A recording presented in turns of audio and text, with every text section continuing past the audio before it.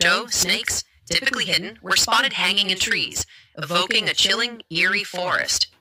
In Hunan, a swarm of locusts overwhelmed the land, devouring all vegetation. A video from Mandalay, Inner Mongolia, showed an unknown type of flying insect covering people like a storm. In mid-September, a netizen reported small white insects, resembling snowflakes, floating relentlessly through the air in many areas of Hunan. These tiny white insects, known as whiteflies, are 1 to 2 millimeters long with delicate wings, resembling small moths. The whitefly infestation has become a disaster, disrupting fields, villages, and even invading doorsteps, hitting people's faces and entering mouths when opened.